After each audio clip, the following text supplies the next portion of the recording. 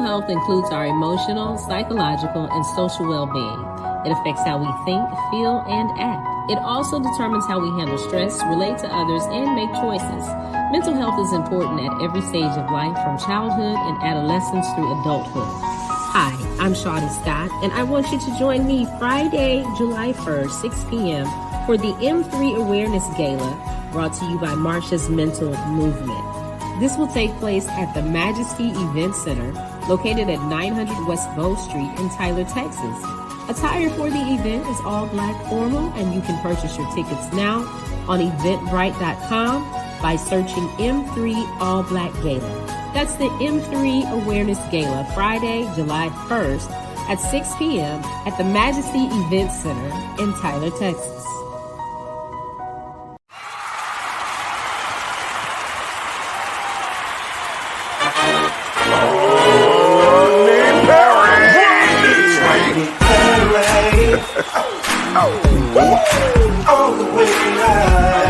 Get ready for America's #1 funny man.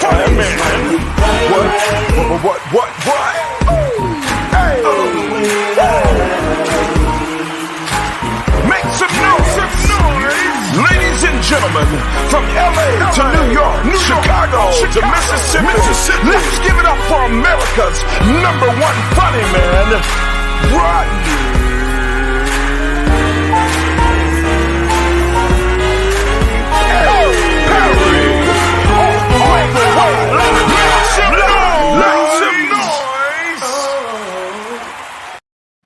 What up, people? We are back. It's your boy Rodney Perry. You're tuning in to Rodney Perry Live.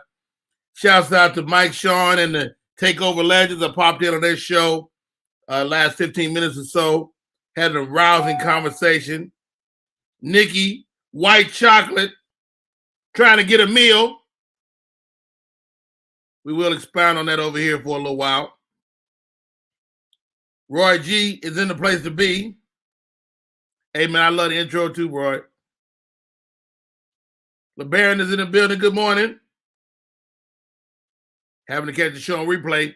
And we're going to start rerunning the show same day in the afternoon. But with that, let me bring in my co-host for today. I love these ladies. This first lady is a supporter of the show.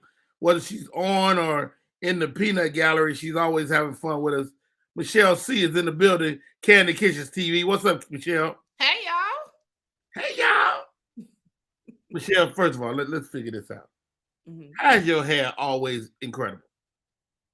See, it's this nightstand that I just take it off of and just put it back on. Are you serious? I have hair, but I just don't like combing it. So, you know. Let me tell you something. You got Rodney Perry fooled. Well, my hair is actually this color and this length. I just don't like combing it. Goodness gracious. Flow So Amazing is in the building. Thank you for popping in, sis. Up next, my other co-host today. When I tell you this lady makes me laugh, she came into the broadcast this morning with a wife beater on, and I really felt like she had put hands on somebody. Tommy Girl is in the building. But everybody stop right there. Nobody move. Because Gina G, too damn funny, is in the building. What's up, Gina G? Good morning, Rodney Perry. Yeah. I love the sweat. Hey, beautiful people. What is that part of your brand? That is one of my brands. Hey, beautiful people. I say it all the time. So I said, maybe I can get a couple of dollars off of it. Come on now. Joining us. You hear us talk about Media Room 360 all the time, but we don't go without it. Welcome to the show, Miss Shani Scott on air. Good morning. Y'all pulled me into the bullshit this morning. I usually just stay on the sideline and watch y'all argue. But I'm like, come on, guys. Come on. So we're going to get into that in a little while. First, ladies, how are you, man? How was your night? Sleepy. Sleepy. Man, listen. Both Michelle C and I went out, did the open mic at Cat's Cafe last night here in Atlanta. A very funny set. Michelle C turned in. But after the show, we ended up shooting some sketches and came up with some funny stuff. So you didn't get no rest? A little bit, just a little bit. That's life of a comic, girl. That's life of a new comic, open mic night, hanging out, late little Waffle House, little crystals. You know what I'm saying? That's just No, like I didn't know it was like this. I need a nap. I get my nap at 11. I go into a coma at 11. Oh my God. How was your night last night? My night was cool, man. I chilled out. I cooked. I baked some little chicken. You know what I'm saying? A little rice and broccoli. You know. Did you have a gravy with that, or you just go baked? Yeah, I didn't have a gravy. I just went baked. I just did 350, no cover. You know what I'm saying? Let it get a little crisp top. You know what I'm saying? With the rice and the rice cooker with the broccoli. It was good. So I just chilled last night, man. You know what? I cook everything on 350. I don't even know no other temperature. I'm cooking everything on 350. 350. My daughter came in like, we need to put that on 400. I said, put it on 350. That's the standard. I know my oven gonna get it done at 350. Right. 400 is aggressive. Like 400 seems like it's 400 say you trying to burn the house down. You're trying to do a little bit more than what you're supposed to be doing right now. Like, you know what I'm saying? Cooking it too Johnny fast. Scott, you got them lovely girls over there. What you do last night? Yesterday they did their little popcorn pop-up. So I was proud of them. They had their little uniforms on and they did it by themselves. So Get out of here. So what's the popcorn pop-up? That sounds dope as hell. they have a little, I got them a popcorn machine, a popcorn popper thing, because they want their own money and they need their own money to buy their stuff because they have to pay rent and all that here. And they have different flavors, so they make the popcorns different little flavors. You make the babies play rent? Yeah. They have responsibility. So rent is like, I want to say their rent might be $7. Okay. They got to come with no 200. Yeah. So pop up, but it's not as fancy as yours. Man, we ain't nowhere on that level. In the building, they let the kid, anybody can actually do a pop-up in the building. And so the girls, everybody love them in the building. So when they do it, they buy it from them, or either they just give them a donation. So they want to get fireworks, and then we had to go to Walmart so they could go shopping. And they was in Walmart. I was like, oh my God. But I also picked up another Walmart yesterday. On my way to Walmart, I got a call saying I got another Walmart contract. So with the point of sale thing. Putting the speakers in. This one is to put the speakers in. Oh, yeah. Get out of here. That's big, Shani. So what's stopping it from going Walmart wide? Well, I can't handle all of that because I don't actually get up there and I don't want to you got to get up on a lift and all this, and I don't want to do all of it. Can I do it? Yes. But again, I'm only one person. Not by yourself. Yeah. Right. Yeah, you got to find texts in other cities and stuff. And when I reach out to people, they really don't be about that life. Get out of here. It pays good. Like I pay like $1,000 a week if you Would you take something like this on Shark Tank and maybe, get some money to expand? I never thought about that. I would need somebody to kind of help me with that because I think people think that I have it all together just because I have it, and I don't. Like I'm still learning a lot of stuff along the way, and I don't have a problem saying that. So if somebody listening and you can coach me, Shawnee Scott on air, just hit me up. Yeah. Hey, you know what? That would be a good segment for us too, like a version of Shark Tank for really, really small businesses. Mm-hmm. Yes. You gotta have Mr. Wonderful because he'll crush you like the cockroach you are if you do not have a good idea. Yes. He's like, you're dead to me. You're dead. Why? And Mark Cuban right down the street, so we just need him to come on over to the studio and sit down. Have a conversation. Mark Cuban down the street. Yeah, Shani in Dallas. She right there in Dallas.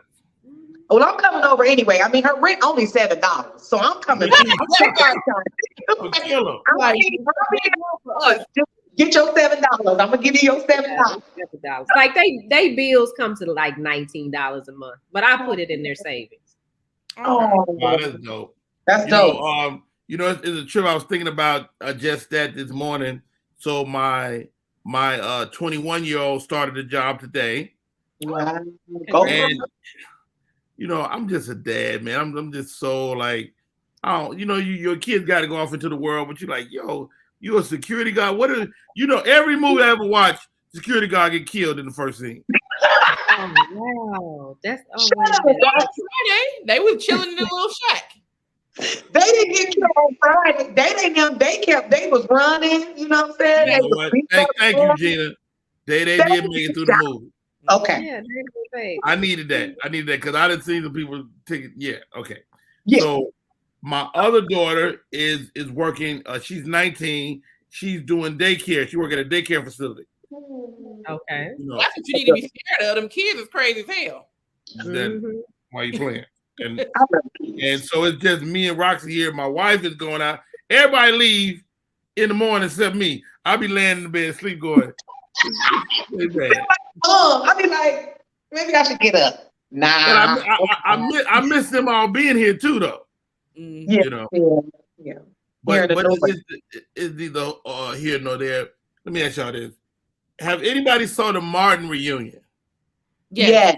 Mm-hmm. Oh, yes. Yeah. Where is it? Is it HBO? I'm trying to think. BET Plus. You got to download BET Plus. Right. Yeah, that's where it was at. Really, Yeah. I miss my friend Tommy Ford. Man, he would tell me all those stories back in the day. So, what's your take on it, Gina? What was your take? What did you walk away from the Martin reunion? Martin seems a little slow to me. Listen, I am a huge Martin TV show fan and a huge Martin Lawrence comedian fan, right? Okay.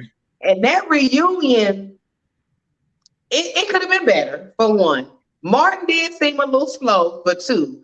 But Tisha's goddamn bodysuit, catsuit situation with the spank underneath it, that's where I draw the line. Now, what we not going to do, Gina, is come here with a spank on and a bodysuit. She couldn't even breathe. She couldn't even wait to sit down. I'm talking about, if you look at it, you're going to see her say, I'm not going to sit down. Because them dogs was barking. She couldn't breathe.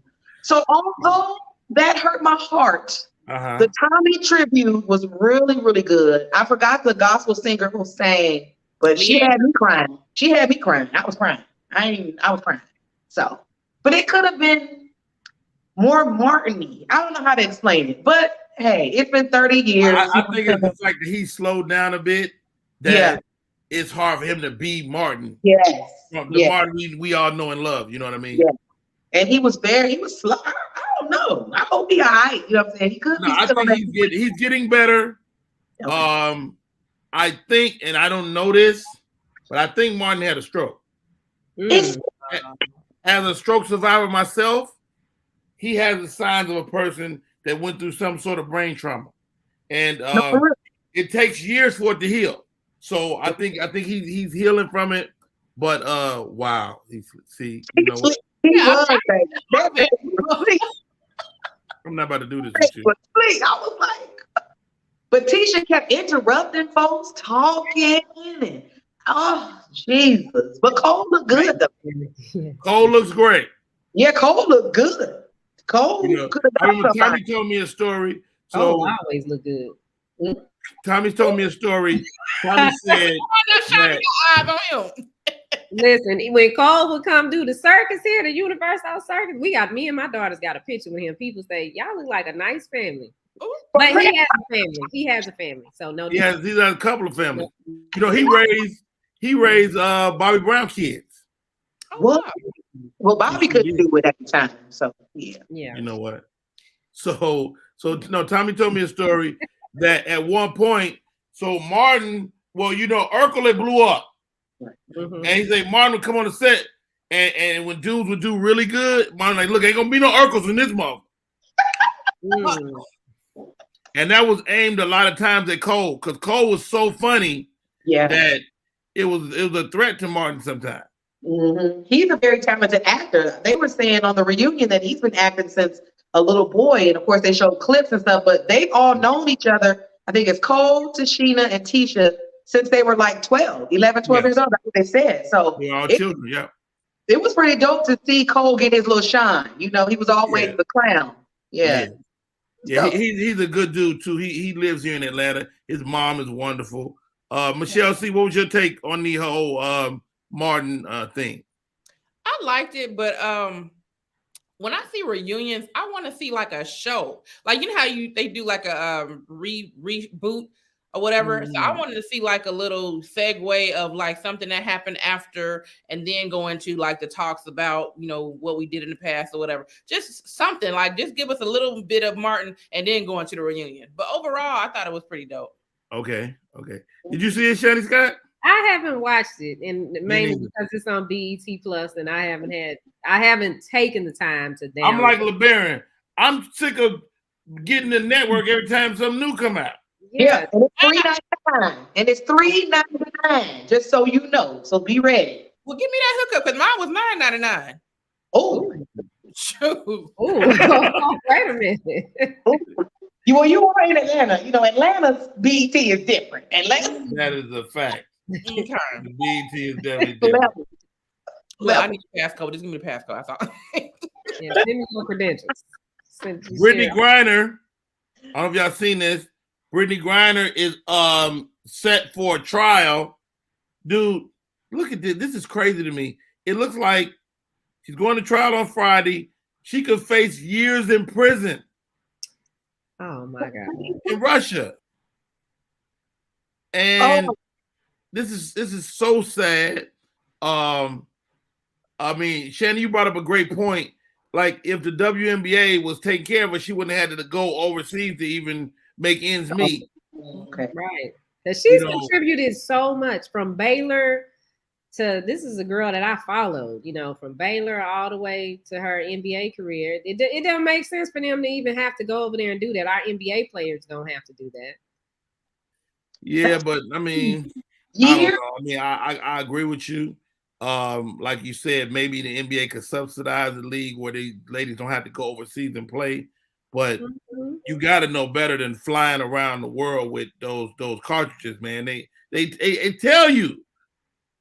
They tell you, hey, don't bring this. Well, I'm lost. Who the hell is Brittany Griner? Brittany Griner is a WNBA superstar. She was coming back. So what happens with the WNBA, Michelle C., is they play over here for 5 months, right? Mm-hmm. Then the rest of the year they go play around the world just to make money. Right? Play basketball, do what they love to do. And so Brittany Griner, when coming back, getting ready for this season, she returned on the plane with Barry Brewer's in here. With the plane with the cartridges of marijuana. Oh. And pen. She's been incarcerated over there for a vape pen? What, 3 months? Yeah, she's been over there for a couple months. Yeah.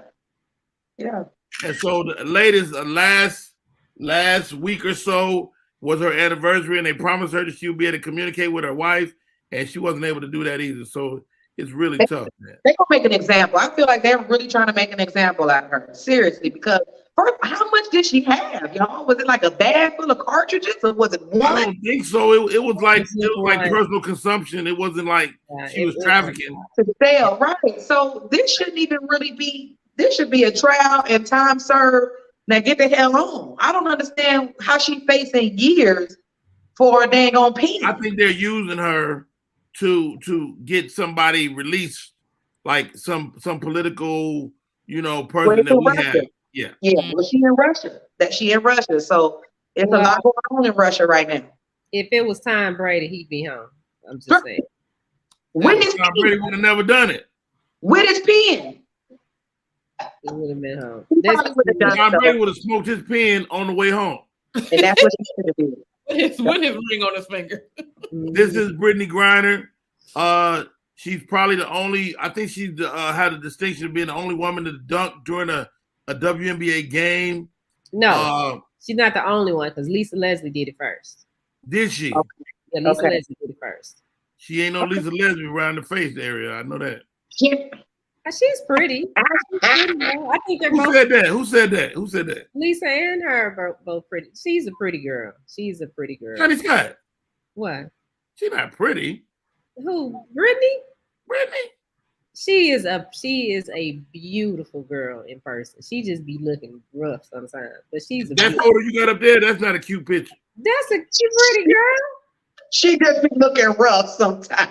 Maybe she okay, let me take that back. Yeah. She's not pretty, but she damn sure handsome. I think she's a pretty girl. You don't think she's a pretty girl, Johnny Scott? I do think handsome. she's a pretty girl. You know who's a pretty girl? Michelle C. You know who's a pretty girl? Shani Scott. You know who's a pretty girl? Got doggone Gina G. That girl is not. She got cute dimples. She just her hair a little fuzzy because she just rough. She just a little rough around. Let me see again. I mean, she needed a little edge control, you know, and then retwist, a little something like that. But she If she has some baby hairs, maybe. she got some that just, not together. I'm not about to do this. They just not together. Yeah. All right. 20 minutes after the hour already. Goodness gracious. I do not want to get into this heavy subject, but let's go. What? Janet Scott, pull up the videos of this thing. Okay, I got part 2 and part 3. Y'all gonna get the gist of it. So Okay. here we go. Here we go, ladies. Trying to help out though? You're not helping out. I'm not trying to help. I'm trying to help my son. But how are you helping your son when you're only getting food for just him and not the other kids, his siblings? You had Them are his siblings though. He not finna eat in front of all his other siblings and they're not eating on McDonald's. No, why do I gotta put? Bring him out to the car. I'll let him eat No. He's not finna eat that shit at all if you can't bring enough for everybody. Lisa, so you telling me that I gotta bring? So when I bring my son food, I gotta bring your kids food too now? Yes. You sound f***ing dumb. How is that shit dumb? You That's sound my- dumb. I You have- sound dumb. Where are they daddies at? Nobody told you to talk to them other. You had them other kids. They were your responsibility. They're not my responsibility. Okay, but if you're gonna bring one, you need to bring it for all. Lisa, How do that shit look that I'm letting one child eat McDonald's and all the rest of the kids can't eat no fucking McDonald's? So You know I get take food care stamps of on the 4 11th. That ain't 3 kids that ain't mine. 3 kids that ain't mine. What Yeah. Wow. Here's the question. Who's right? Who's wrong? If anybody, what's your take, Michelle? I am riding with the homie on this one. Okay. I'm gonna be real. She's clearly from the conversation, they not together no more. So his responsibility is not her and her 15 disciples. It's her and the dang on one child that he had with her. So at the end of the day, it's just like, you can't have me responsible for all your family, and I'm only responsible for one little child. Why are you making that on me? And why he can't eat in the car with homie? He was like, just bring the dude out to the car. We can eat in the car. Said, nah, can't nobody else eat. And my question is this. Ain't nobody ate that day? She talking about I don't get my food stamps to the 7th or whatever. Okay, so ain't nobody ate that day till homie brought the McDonald's. Is that the problem? And I'm like, why you ain't feeding the rest of these babies? You need to meal prep. You need to do something to get your family together before you blame this one man for your 15 disciples. That's just me. Now, who are these 15 people? 15 disciples. She got a group of kids. She got a whole group of kids. The whole grip. Gina G. I think it's always the man's responsibility if he can to help take care of the children. But some people say I'm wrong. What do you think? Well, Rodney, as a baby mother, Okay. speaking from experience, no, I only got one kid, so I don't have this problem. Okay, but that man wasn't wrong. Okay, he wasn't wrong. Listen. First of all, we don't know the man ain't had no money. The man might have only had $6.50, and he said, "I'm gonna spend my money." Huh? How much he had?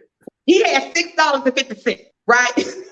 So he probably only had enough for his child. We don't know that. But to me, how she came at him and started, to me, was just completely wrong. Like, for you to record the man and put him on, he didn't even know what the heck was happening. He had the bag rolled up tight with the soda. He looking like, what's going on? But as a kind person, it would be nice if he would have brought the other children maybe some fries, a nugget, you know what I'm saying, maybe a little hamburger. But it's not his responsibility. But it would have been nice for him to be a nice guy. But you can't put somebody on blast and you over here with 4 kids, don't get your stamps to the 11. Obviously, she working somewhere where she can go outside because that don't look like no apartment building. So you at work. So y'all ain't got no snacks, no chips, no nothing in the back. I'm just saying, Rodney. The whole situation is bad. Like LeBron said, I really think the whole thing was just messed up. But he looked like he was taking care of his kids. At the end of the day, he was taking care of his responsibility. He's doing his part. He could have been a nice guy, though. He could have been a solid dude and brought a couple little, little chip. I think that's where I'm at on the thing. I'm a nice guy, right?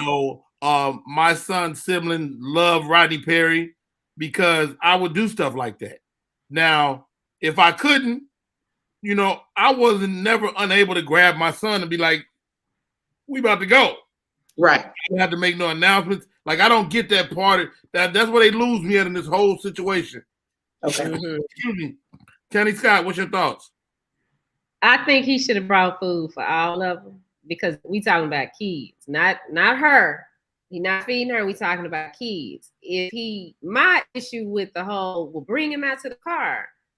To me, well, the other kids see you here with the food, and now they're sibling leaving. So I'm like LeBaron, then just say, call and say, hey, I'm gonna come pick little man up today. You ain't got to tell her everything. I'm pick little man up. I want to do some stuff with him because to me, the way she's going off, I'm thinking that she probably said, hey, can you bring food for all of them? Because I don't have money. Because she said, I'm giving my stamps to whenever. But she, I mean, we don't know that. She didn't say that, right? She didn't say that, but I would have got, like I said before, if it was my ex-husband and he had our daughters and his sons are grown, but if let's say they were all little and he called me and he said, look, Carly and Tamara need to eat, but can you bring something for Carl and Darius too? I'm gonna bring all of them food. We don't know if she asked, because did she really ask? And then he just showed up with his own child food. It looked like he just thought he was coming to bring food for his son. I don't know if he even knew the way he popped up surprised. I don't know.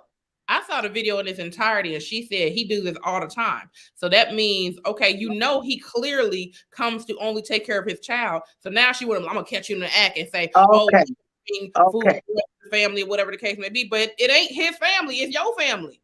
So why are you mad at him?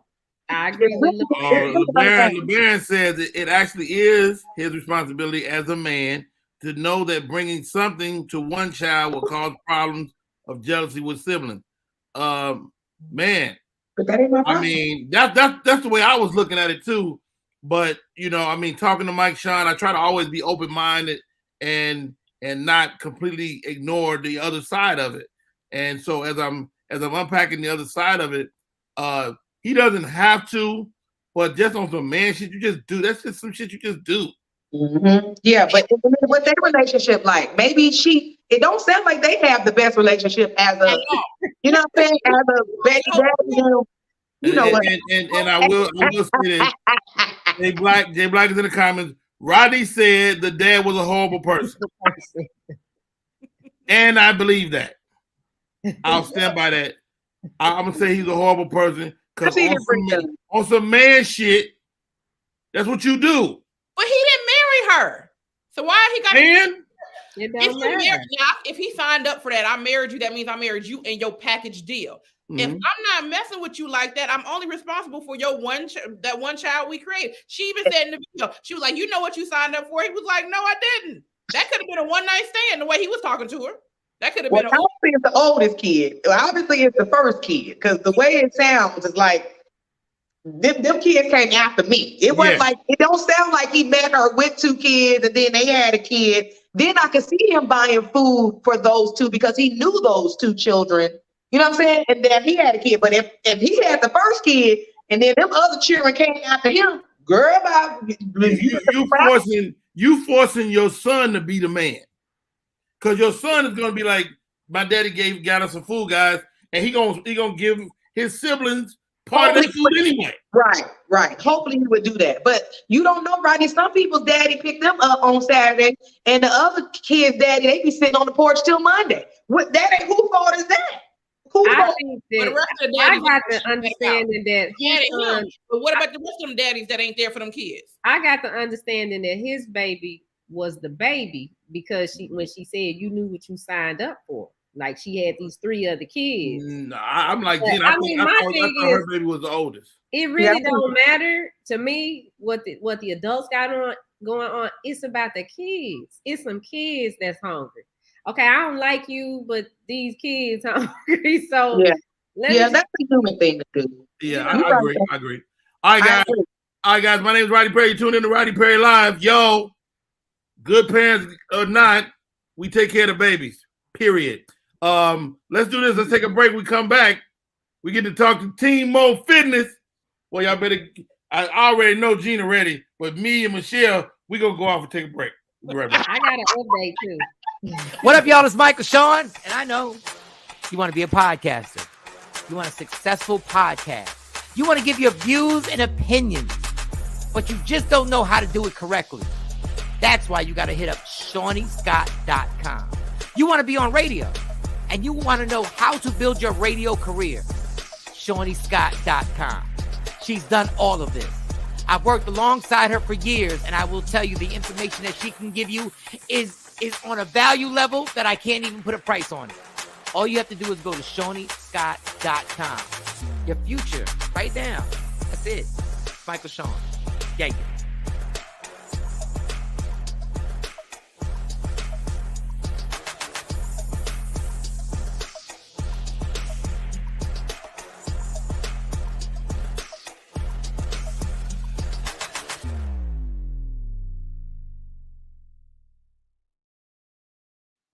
My next guest says, no matter what size you are, there's a way to conduct yourself. You got to eat right, you got to exercise, and you too can be the best version of yourself. Welcome to the show. Team Mo Fitness is in the building. What's up, dog? What's going on, Rodney? How you feel today? Man, always a pleasure, man. You know, it's crazy to process like your words, man. I saw your TikTok the other day and your Instagram, and you was breaking it down to different body types and stuff. Give us that, man. Like, depending on your body type, you have to work out maybe a little different. A little bit differently. I'm a believer that if you are an obese person, you can't go into the gym trying to lift every weight in the gym, trying to lift super heavy. I advise people to start, walking, like I said, getting those steps in first, getting that nutrition down first, and then start gradually progressing into getting into those weights. So that's how I would approach it. But somebody that's like, small, they trying to get a little bit bigger, go and attack those weights. You know what I mean? Get that heaviness in there. I mean, that's interesting because I would imagine, I know I've turned myself away from the gym by going in and going too hard first day, being sore, and be like, yo, man, I'm not ever going back to that. Exactly. Yeah. So are men more likely to make that mistake than women? Yeah, because a lot of times us guys, we like to lift with our ego, man. We looking at the next guy on the other bench, looking at what he lifting, and we're like, you know what? I got to get my game up. You know what I'm saying? So that ego lifting, that's just going to leave you hurt, and you're going to be out the game. Yo, man, Team Mo Fitness, man. I love what you're doing. We had a fitness lady on yesterday as well. Talk to me about our ladies, the women out there, man, and finding their sweet spot. Like, how does a woman change her mind in order to change her body? Well, I always ask them, what is your why? What is the why reason? Why must you get to this body that you have in your mind? And keep that very prevalent. Mostly it's because it's a pain that they're running away from. They may feel uncomfortable in their clothes. They may not, want to get back to their heyday and how they was looking back in the day. They just don't feel as confident. So I keep reminding them of their why as we going along the journey, because they're going to get a little discouraged. Anybody get a little discouraged. You're doing all this work. You're not seeing the progress. as fast.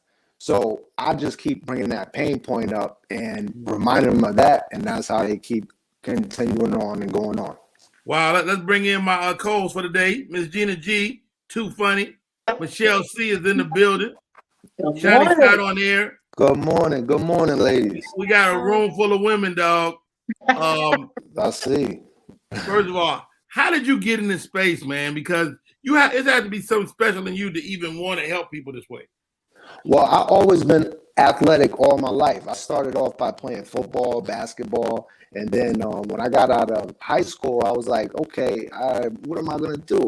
I was already working out, so it was just a gradual progression into the gym. So I've been doing this since 2006, and it doesn't even feel like a job because this is what I love. Wow. Ladies, any questions that as you attack your own fitness? I know Gina is almost a guru herself. Oh yeah. All of them. But I do have a question. Do you tell your female clients about detoxes? Because let me tell you something. That's huge, right? Okay, so detoxing is like before you start working out, detox. But do you feel that is the most important way to start, or is it nutrition, or you got to get all that out before you get it in? Tell me, what's it? Well, every case is different. If somebody's been unhealthy, if they're having like issues with their health, like high blood pressure, any kind of thing like that, then I would highly suggest them to detox, consult with their doctor as well. But my type of detox is just basically detoxing off the processed foods and the sugars, and incorporating more of the greens and things like that. But for somebody who's pretty healthy, they don't have any kind of health issues, they could just start with a balanced diet, all your healthy protein, fats, and your carbs. Hey, we're getting a little static on your line there, Mo. Uh-oh. All right, am I back? We can hear you. It's just static, like when you're static on the line. I don't know. Oh, okay. Let me keep Don't it nobody like want to hear this. about the greens. Don't nobody want to hear about the greens. That's what it was. That's why it went staticky, right? But you know what, Gina? He sent me a detox. I did it, and I'm 8 pounds. For real? Really? Okay. I'm down 8 pounds. Yeah. I got my green juice this morning. So yeah. So what's the detox? What's in the detox, Mo? Oh well, basically, I'm starting her off by doing intermittent fasting, where 8 hours out of the day, she's got a feeding time in order to do all like 3 to 4 plates of half vegetables. You got a protein and a carb, and with that protein and carb, you could pretty much, put some of the things that you like in there, and then you finish off the day with another green drink, a recipe that I gave, and then for the rest of the hours, you just drinking water or tea or decaffeinated tea. So, are you a proponent of blending or juicing? Blending, because the juicing, whenever you do the juicing, that you leave all the skin out of the equation, and that's where the nutrients is. You want to blend it all. Yeah, you want that skin and everything, but I highly advise you to soak your fruits in water, maybe a little vinegar water, a little apple cider vinegar, so you can get all that wax off the top of the fruit that they putting on it. Okay. Yeah. Wow, that's gangster. Go ahead, Gina. Did you say? Let me run that back. Yeah. She's drinking juice, tea, and water for the rest of the day? You mean no? No. She's eating in the 8-hour window, right? And throughout the day, 8 hours, but she breaks her fast with a green drink, and then she could have 2 to 4 meals, half vegetable on the plate, a protein and a carb that you like, and then finish the fast at the end of the 8 hours with another green shake. Okay. But yeah. Oh no, I'm not starving nobody out here. I'm about to say, girl. Intermittent fasting because I don't eat enough, so I'll just be sitting there like I might eat once a day and then drink some juice and call it a day. So. Mm-hmm. But when you do eat once a day, what are you eating? Trash, of course. Yeah. No, No, because I'm glad you brought that up, because a lot of people, they like, damn, I don't understand why this weight's not going nowhere. I'm not eating anything, but it's what you are consuming, because mostly the processed food is very calorically dense. That's where all the calories in. So if you get like 3-4 cookies and then you eating, something else that you shouldn't be eating, you probably went up thousands of calories as opposed to getting you a salad, as opposed to getting you some fruit and things like that. So that's where the problem comes in. Okay, Mo, intermittent fasting, man, because I'm really interested in this, and like I bought a program. I didn't really understand it though. So I'm eating. I'm asleep from, let's say, midnight to 6 a.m. Okay. Is that part of my time? Yeah, that's part of your fasting time. Yeah, so you take that out of the 16 hours, because it's an 8-hour shift of eating, and 16 hours you're either sleeping or you're awake. But during those hours, your waking hours, you are going to be consuming the water or the decaf tea. And then when you get time to break your fast, when you go into that 8-hour shift, I highly suggest starting it off with a green vegetable shake with some fruit added. Got it. And so I break my fast in the morning, in the afternoon, or the evening. Well, it all depends on your schedule. Now, if you're getting up at 6 o'clock, you could break your fast at, I'll say, like 10 a.m., right? And then 8 hours past that is 6 p.m. And then you finish for that 6 p.m. I'm finished eating for the day at 6. So it's relative to when you break your fast. So you break your fast at this time, 8 hours later, you got to shut it down. Exactly. And I highly suggest keeping it consistent throughout the days. Don't have your schedule all off track. Now some of my days is different. On a travel day, I might be up at 5. I might break my fast to noon. Right. Well, in your case, if it has to be that way, if you have schedule constraints, then yeah, you can't do that. But if you ever just got your time off, try to keep it on a consistent basis. Wow. I've been doing it, and I have saw a difference in my face, and speak to this, dog, because I think a lot of our women have issues.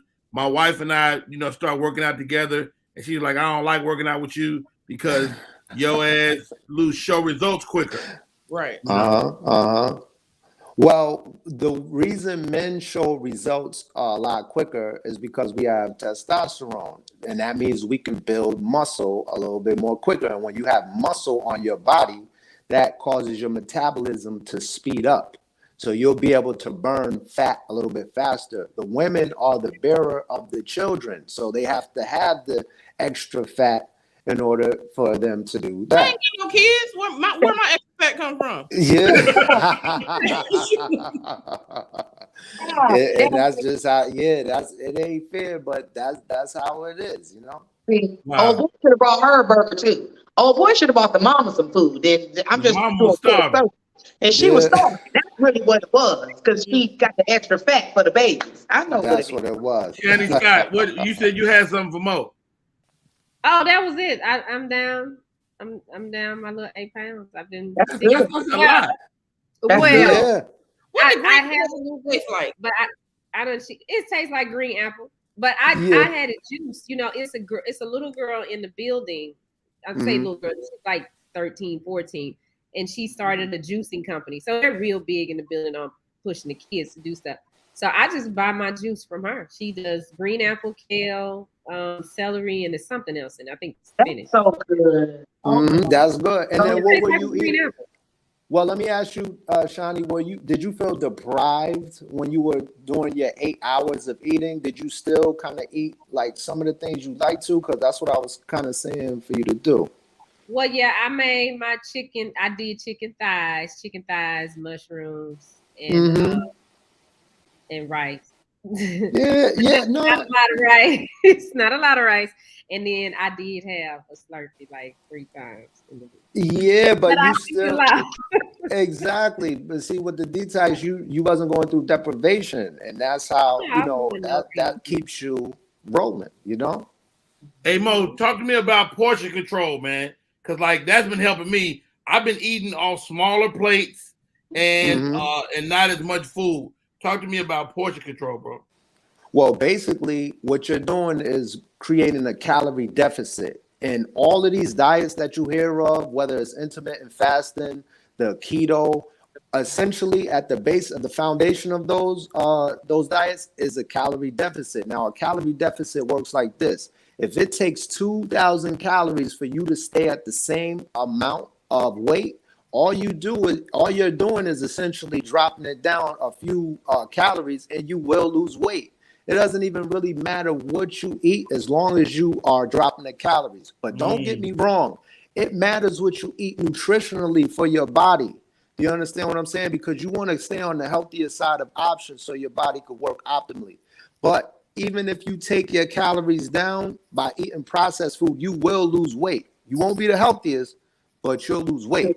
So that's what you're doing with those small plates. Oh, wow. Yeah, and I haven't even really worked out either. Only thing I've been doing is just taking the stairs. I live on the And we got to get you on that Timo workout plan. We got to get you on that Kirby Fit plan, Johnny. So you let me know. Yeah. Yeah. Hey, Mo, why you slipping to your pimp mode when you talk about you? Hey, he said Kirby, he was serious. It's in me. It's not on me, Rodney. Okay, sugar free. Okay. Hey, T-Man says, how does age play a role in building muscle and staying in shape? A lot of us are getting a little older, man, and knees and stuff is bothering them. So how do they stay engaged? Yeah, man. As we age, the muscle development is compromised. You know what I'm saying? But that shouldn't deter you from working out. You still should get it in and do your resistance training.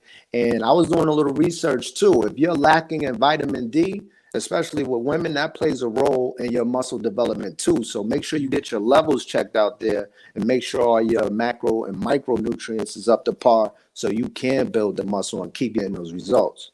I've been lacking in vitamin D for a long time and for a lot of reasons. Yeah. It's vitamin D now. Hey, if you lose 20 pounds, you're gonna get some vitamin D. Yeah. I was like, vitamin D, that's easy. Okay. My little nasty co-host, I love it. It's so hard to get. What do you tell one of your clients when they don't work out a day and now they just feel like life is over, diet's over, I might as well just go on and just eat cookies and snacks today because I done messed up? Like, what advice do you give them to keep going, to keep them motivated every day? Well, I'll tell them to don't self-sabotage themselves, and because sometimes we look for an excuse to go to those cookies and things like that just because we missed a day. You basically giving yourself a way out. So if you miss a day, it's cool because, your body, one thing that a lot of people don't talk about in this fitness community is recovery. Because when you're in the gym and you're actually breaking down your body, you're putting your body under stress.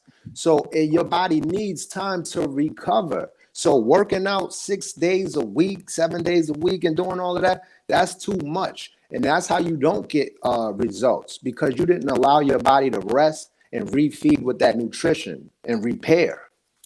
So like I said, if you miss a day, don't worry about it. Just focus on the very next day. Word. Ladies and gentlemen, this is Rodney Perry. You tuned in to Rodney Perry Live. We're talking to Mo, Team Mo Fitness, internationally acclaimed, locally accepted. He's been doing his thing and really helping a lot of people, man. Mo, as you keep building your program, man, how can the people or the people that are watching this that might be at work, is there anything they can do while they sit at their desk?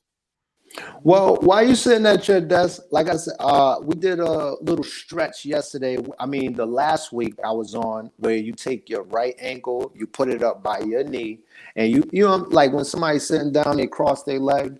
Right. You know, you want to do that. You want to keep your hips loose. You know, okay, and by keeping those hips loose, that alleviates a lot of pressure in your back. Because, like I said, a lot of people during this pandemic, and now that we on Zoom and all these calls, are having a lot of sit downs, and you can do things to loosen up your hips as you're sitting down.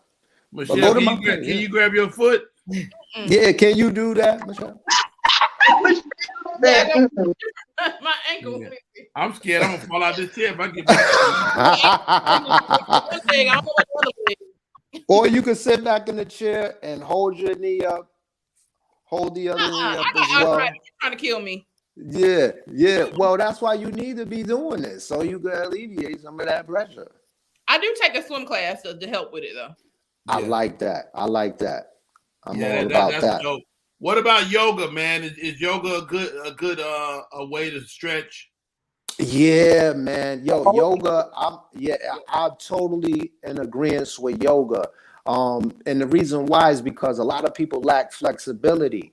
And I used to work at a convalescent home a long time ago, and I noticed there's a correlation between the elderly and being rigid and stiff. Do you understand what I'm saying? Yes, and if you ever look at a baby's body, when babies come out, they flexible. They could take their foot, put it in their mouth, put it behind their head, and all of that. And so there's a correlation between youth and flexibility and being rigid and stiff and elderly. So if you want to keep your body young, you better start stretching and get into that yoga. Especially if you marry young, because you got to keep going. So you got to get that body. I'm just saying, you got to get put that leg up. Yeah, you got to put that leg behind the head. I'm sorry, Rodney. He said like the baby. Okay.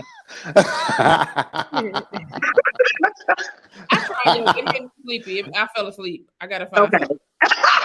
Michelle, get up. This is a great conversation. I took a whole nap in that yoga class. I was snoring and everything. You was snoring. I was. Yoga class. But dude, you're helping us so much more, man. I cannot thank you enough for coming on the show. What's our marching orders going into next week? What was that? What's our marching orders going into next week? Oh, next week, man, I need y'all to get more steps in. You know, try to find ways. I just did a post on if you're not able to make it to the gym, find ways to where you could create extra steps, like taking the stairs instead of the elevator. Start parking a little bit further away from the store and what you're going into. I know gas is high out there, so if you just got to go down to the corner store, walk yourself to the store. Don't get in the car, just drive 1 block away and get you some stuff. You know, so anything you could do to stay in movement, that's what we doing this week. Them stairs be tearing me up. Going down is easy, but when I got to come up 6 flights and it's like 3 different blocks, I get to be like, my knees be like, go back and get in the car. And don't be walking to no store in Atlanta. You better get in your car. You better get roll your windows up. You I hate you. Hey man, Mo, man, thank you for coming on, bro. I appreciate it, man. And I appreciate it. Dude, this is awesome. And you provide a service. How do people stay in touch with you, bro? Oh, on any social media, especially Instagram and TikTok, go to @TeamMoFitness. If you're looking for a detox or if you're looking for a program that's just for you, you know, hit my link tree in the bio and set up a free consultation. Wow, that's dope, dude. That is dope. And people need it. T-Man needed, Cynthia needed, Candace needed. And thank you for coming on the show each week, bro. We'll keep building this. Appreciate that. Take care, man. y'all. Team Mo Fitness in the building. Type 2 diabetes can have a big impact on your life, but how can it be prevented?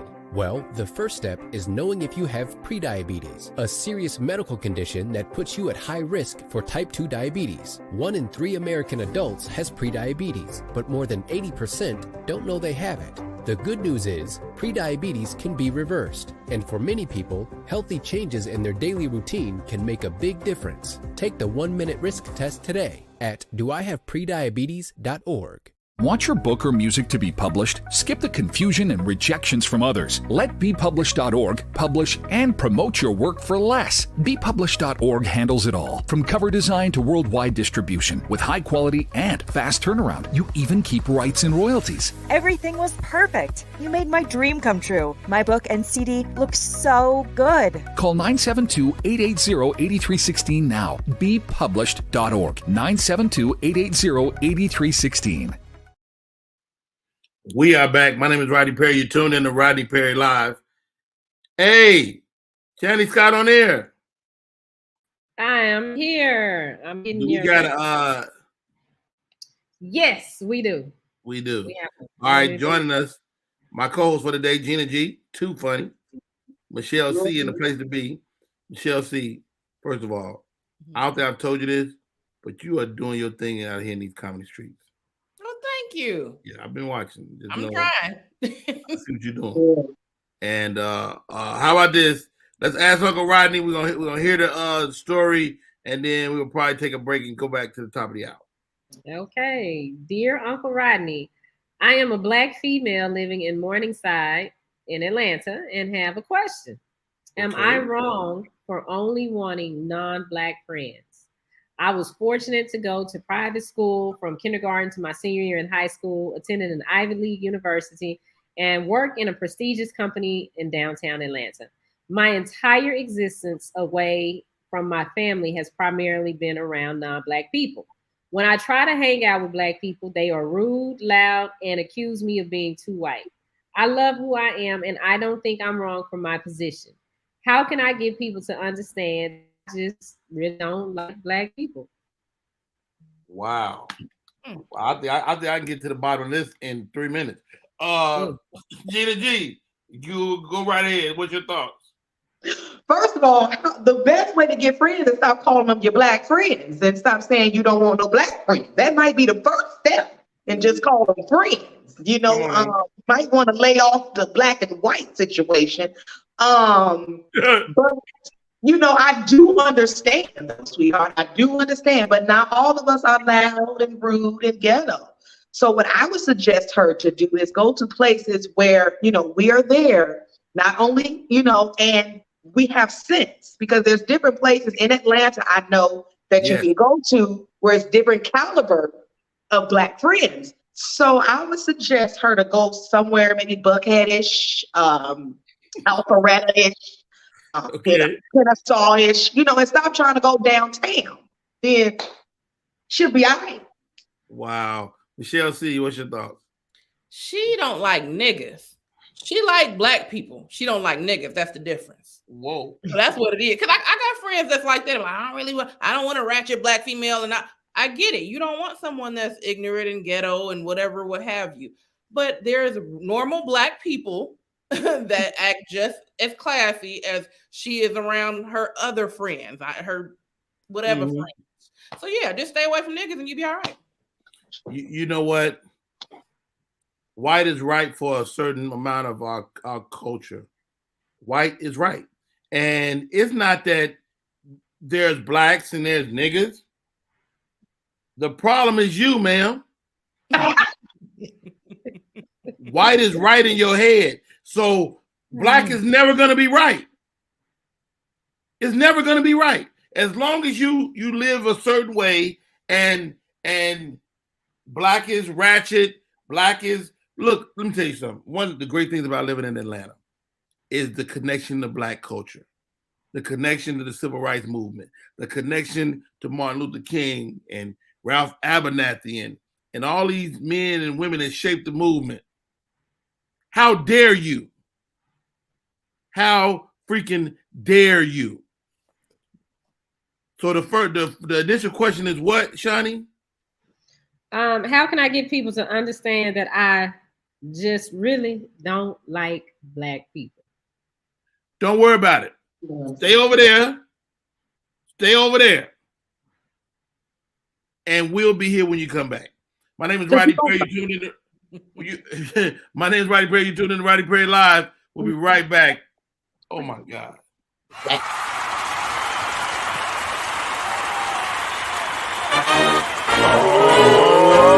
Perry.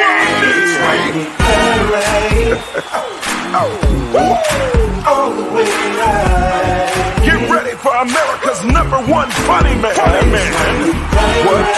What? Hey. Make some noise. Ladies and gentlemen, from LA to New York, Chicago to Mississippi, let's give it up for America's #1 funny man, Rodney.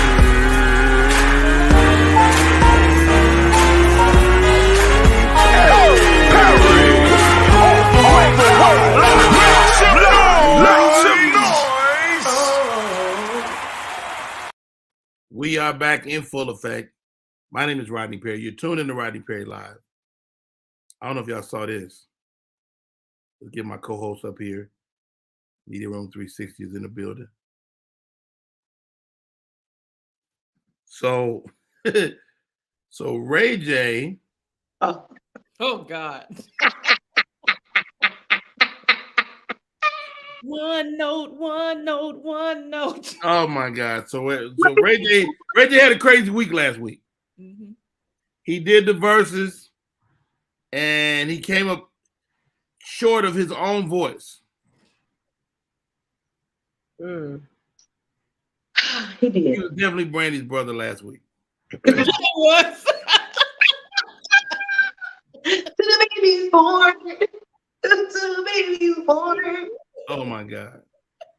Then fast forward to the BET Awards Sunday night. Mm-hmm. Ray J is caught eating a cup of noodles. Noodles be slapping though. Don't front. But let me tell you something. This is why you gotta love Ray J. Ray J is now trying to get an endorsement deal with Cup of Noodles. Hey. Ray J is about that paper. Okay. He richer than all of them. He richer than all of them that was on the stage. Okay, he might not sound good, but he got more money than Pleasure P and Mario and Omarion. And why Pleasure P look like somebody's uncle? Yeah, I can't. And he had that beat as a white beater on. I'm like, what does he got going on, sir? He look like Uncle P, Uncle Paul.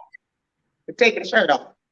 I don't know. Gas station shirt, and he just put a little bedazzle in front of it. Yeah. I like what's the other gentleman that was in the verses? Sammy. Mm-hmm. Sammy. Mm-hmm. I like Sammy. Yes. Why do you like Sammy so much? Sammy is the first music I gave my kids. Oh. When I got them their little MP3 players, I put some Sammy on there. It was good, clean, wholesome music. Like the way. Yeah, Sammy cute. He cute. You know what I'm saying? He cute. But Mario killed it. Mario can sing.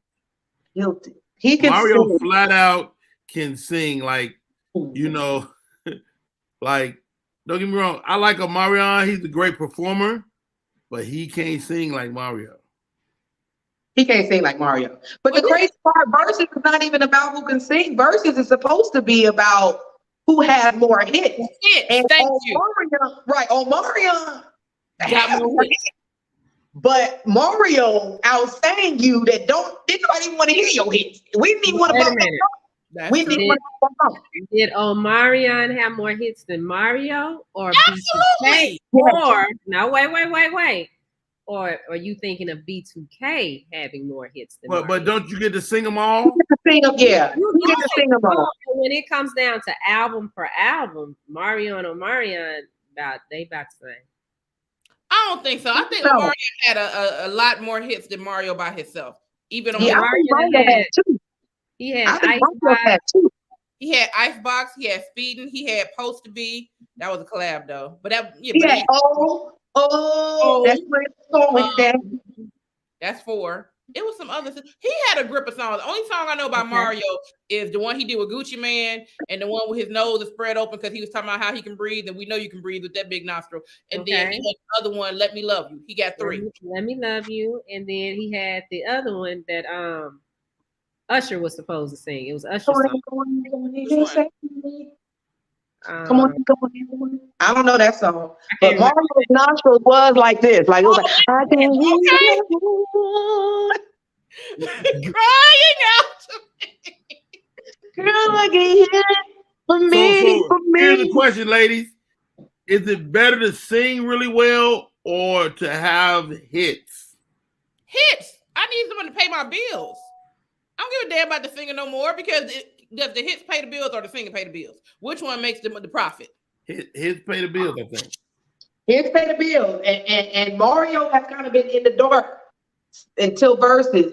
But I will say Mario's growth, like his overall presentation on that stage, how he interacted with everybody, and he was great. I mean, he was really, really, really, really great. I enjoyed the whole thing. It was a hot mess. Yeah. You know what I mean? Honest, though. He was mean as hell on that verses. He was mean. Yeah, he was mean. But this is why that girl said she don't want to hang out with black people. Verses. She probably saw verses and she said, I don't want to hang out with black people no more. Good morning, Trina Pinkard. Shani Scott, what you got for entertainment? Okay, well, so Diddy, Diddy is on the top of my radar right now. I thought about you when I was watching that thing too, Shani Scott, because you've been calling this for 2 weeks. Uh-oh. Diddy and that girl, Teresa. He didn't say nothing about her. She's sitting there with a sign. What was she sitting? I don't know where she was sitting, but she was sitting with her bandmate. She looked like she was outside. She looked like she wasn't even inside the venue.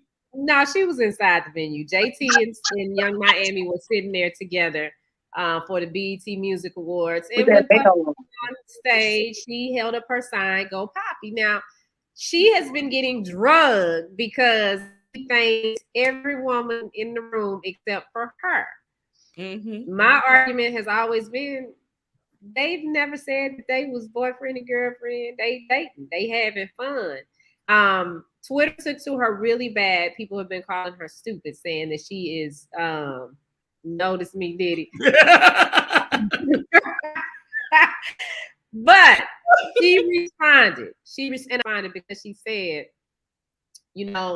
I support those who support me. And he has been supporting her. Yeah, he gives her $250,000. Her allowance is $250,000. He has been supporting her. He set her up. She has a show on Revolt. So even with that, like if she did her contract right and they do reruns of the show, then she can get royalties. So I get it, and if that's their relationship and that's how they move, who are we to say anything about it? It works. Hold on, Shani Scott. Hold, everybody, stop right there. Stop. So it's okay for Diddy not to acknowledge her in a public setting? Because she said okay with that. If that works for her, I'm not saying that will work for me. She looks sad as hell. She looks sad. She was like, I'm not saying that will work for me. But if that is what they have agreed on and that works for them and that's working for her, who am I to say this woman is stupid? I say she was stupid. Because she almost 30 years old, so she know what she's doing. Yep. She know what she's doing. She right. She right. So, I'm gonna call her stupid. Me, Diddy is showing her what he really is. Wow. But if she want to support the person that support her, hey, go ahead and knock yourself out. I mean, because it's public knowledge that he's not only seeing her, but he's seeing another girl named Gina too. Wow. So he didn't think Gina either. I bet he got me, because if it was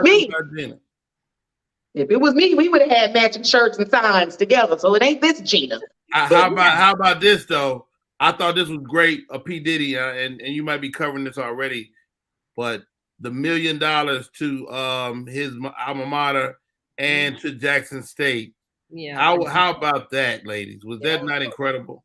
That is. He better pay $112. That's what he better do. It's a great tax write-off for Diddy because Diddy is like a gazillionaire. So I believe it when he paid $112 and Jack Edge. I believe him when he paid for Cupid, because he ain't them boys out here just broke as I don't know what on Bad Boy. When he paid him, then I believe that he gonna pay $1 million. He ain't paid for Cupid? No, you ain't talking about 112. Well, them boys made $10. Woo, child! I didn't know that. Them boys made $10. Okay. Woo, listen. That was interesting to me that 112 didn't show up for it. He didn't have Total there. True. He owed them people money. So when he paid at HBCU, it better be a video, a Snapchat, or something, because I want to see it. Because I'm gonna call Slim and tell him that, do you see this? Now go get your money. That means he got some money. Well, so wait a minute, Gina, it's different. So he's what's Gina's Hey, hold on, wait, everybody. What's Gina's Instagram? Let me see. I follow Gina. I was mad, y'all. I was really upset. Like I know that we shouldn't be mad at her, but it's just we took a little hit with this one, ladies. Like we can't just be out here, you know what I'm saying, making stars and stuff, and then he don't even say nothing. Like now I do agree with that, but I think that a lot of that is a lot of these young girls don't have the right. It's on us because we allow too much foolishness to go on. But what happened to real ass give about? What happened to you saying that you don't give a dang on about a man, and now you got to sign up? She gave a damn that night. Well, she said, hey, I'm just supporting who supported me. So. I mean, when you're a money grubbing person, then when you get the bag, that's like all you can see. Yeah. Oh my God! Please don't do me, y'all. Don't do me. Is it Did y'all do me? The middle one with the fine. Don't do. I was so happy. Look at your dress. Awesome your thighs all out. Down in dark times. Love. Once again, I gotta say, Harlem Gibson, keeping me free. Let's see this. What's wrong with you? What's wrong with you?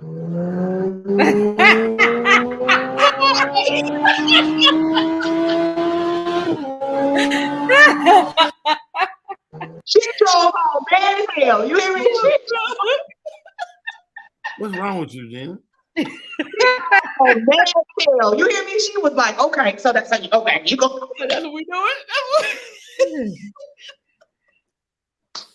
At the end of the day, y'all, he could at least said something. She had to sign. He could at least said, thank you for my sign or something. But Cassie is married with 2 kids at home, probably breastfeeding and looking like, oh, did he just say my name? Well, I get to Cassie because Cassie was a part of him getting the lifetime achievement. She was there during that time. Young Miami just showed up on the scene. And I mean, if she allows that, like we can talk about each other all day till we blue in the face, but we got to learn how to love each other and show each other and stick together and not just be like, explain to her how she has to do. But I think that generation, like, I think that's what they do. Because even when I listen to my daughters that are 11 and 12 and their whole concept of a relationship is crazy to me. And I'm their mama. It's like, I'm your mama and I've been teaching you. And this is what you think. Right. Well, I'm going to do a video now. I'm going to call her on the phone. I'm going to have to do a video where I call her and let TT help you through this. I'm going to have to work on that video. Yeah, let's do that. I'm going to be looking for that. I'm going to be looking for that. But yeah, so, I mean, if Young Miami is happy, could be putting on the front. We don't know. But hey, she said, listen, I was supporting who I wanted to support. He supports me. I support him. So, hey, more power to him. Do y'all watch P Valley? Rodney. He gives her $250,000. Wow. P Valley. What's the deal with P Valley? Porn Valley, you mean? $250,000. I might hold up a sign too and be okay. Girl, as long as that deposit hit. You ain't got to say long as you know the name on the bank account. That's it. You check your account. Yeah, just get that name right. Right. On P Valley, so you know the actor that plays Lil Murder. So the actor that plays Lil Murder is, I don't want to give too much of it away if people are just let's not spoil it, but yeah. But Lil Murder, if by this point you know that he's a bisexual rapper. and his love interest is Uncle what's his name? Uncle Clifford, I think. Uncle Clifford that owns the strip club. Mm-hmm. So in real life, he has a fiance, they have kids, they're planning on getting married. But you know, the sex scene's kind of intense with him and Uncle Clifford. You know, it's kind of intense, and he's a straight man. So that's been a question. Let me see who we talking about, because I don't know these people. Uncle Clifford. I don't know him either, Rodney. I don't know him either. I don't know him. P-value should stand for porn, because they doing a lot this season. Yeah, I haven't even watched this season, but I know from when they first. Uncle Clifford is he ain't old. And he's a nice looking man. Yeah, he's a nice looking man, but he you know, he likes to dress like a woman, and I don't mean any disrespect, but I don't know if that's transgender. I don't know. To Out magazine, P-Valley, no, I don't want to accept nothing without.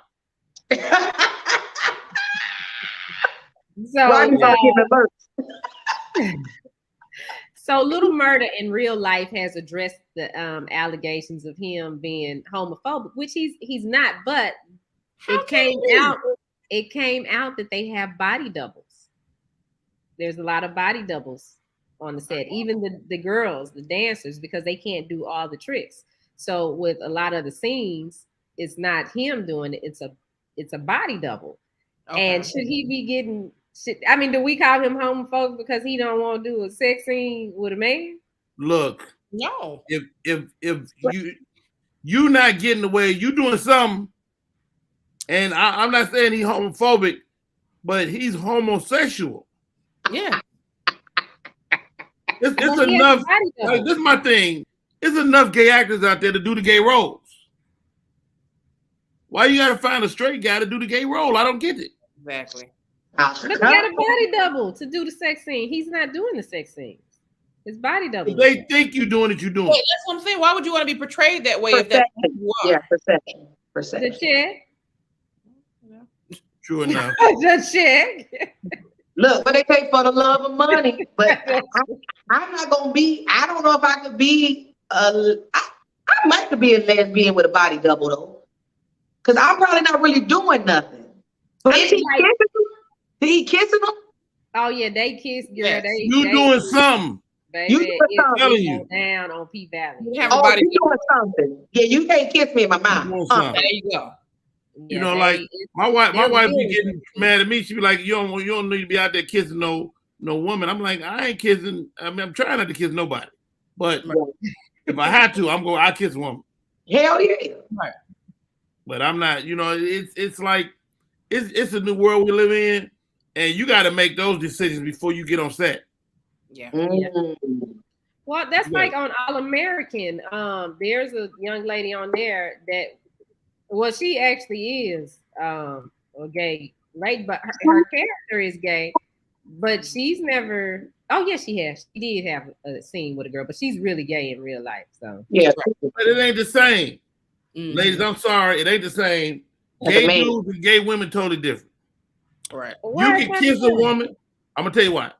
You can kiss a woman and nobody hold it against you ever.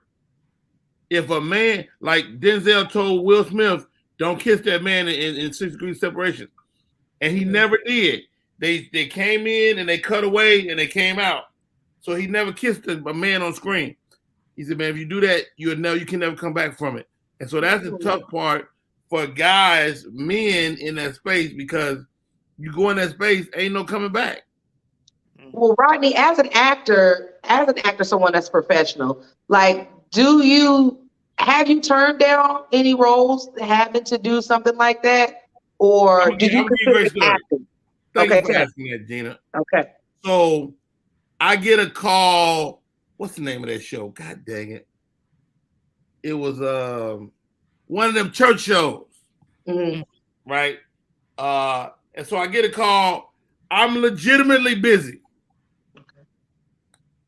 It's a gay pastor and his boyfriend. And they wanted me to play his boyfriend. And I'm like, I'm low-key mad because I'm like, well, like all these dudes in Atlanta, you ain't got another You got a gay dude. I said, no problem. I'm busy. I didn't have to audition or nothing. I'm busy. Okay. They go 2 weeks later. All right, the scene got moved. Can you do it now? I'm still busy. Right. And so, was I busy is the question. The second time I wasn't. But I had made my decision though. Because on paper right now, it might not be nothing. But them writers start liking you, be like, oh, hey, we wrote you another scene. And the scene be your ass getting tore up. So I just try to keep myself out of it. I'm a straight man, and I'll almost do anything you ask me to a woman. Okay. He said, I ain't pushing P over here. Is that like the dress? Is it like the dress thing, Rodney? Is that the same ordeal? Men in dresses and men playing? I don't trip off the dresses much. Okay. You know, black comics have been wearing dresses many years from Flip Wilson, who I admire and respect. You know, I'm not as the dress isn't as big a deal. But when you want to compromise my sexuality, that's another thing to me. You know, and so I've made that decision way before I got there, and I'm comfortable with it. I wish they would go back to the old school when they did have sex scenes. They did a cutaway, so that way everybody happy. You ain't got to see the gay man, you ain't got to see the straight man. When they imply sex, they just close the door. You know what happened. You just use your imagination, right? Do any of you guys personally? I ain't doing that either. He ain't doing that either. Don't close the door on me. Yeah, no. Leave that damn door open. Do any of y'all know Idris Elba personally? No, I do not know him personally, but I heard he's a great guy. I heard he's like a really nice guy. Well, Idris is making big moves. Word is that he is trying to jump on this bid, $1.2 billion bid for the British Broadcasting Channel 4. So he will become part owner. Now, I don't know how much he put into the $1.2 billion bid, but that definitely puts him in a power seat. For real. Congratulations to him. That's huge. That'll make him a mogul. And you look at a guy like Idris, man, that's a big freaking deal, man. And that's a global move. Yeah. Yeah. And he live over there, so. Right. You know. But I mean, I guess that would open more doors for more Black English. Is that what they call it? Actors. The Brits are coming. They here. They here. How about this though? They say Idris is in the running for the James Bond again too. Yes, I would love to see that. I would love to see that. I would love to see it because they talked about that last year, and it was a whole big deal about it. And it's coming back now. Jay Marie says she'll be his second wife. You're not playing Jay Marie. I think Idris is fine, but I don't know. I don't know. It just I don't know. It's the accent for me. That's what make it like, okay, I can rock with you. The thing that make me say I don't know is he dated K. Michelle. Oh, K. Michelle fine. Okay, that's fine. If she fine. But her mind, I don't know about her brain cells. So them Brits be hood. Them Brits be hood. They just sound like the king or whatever, but they like them dudes. When they got that Cockney accent,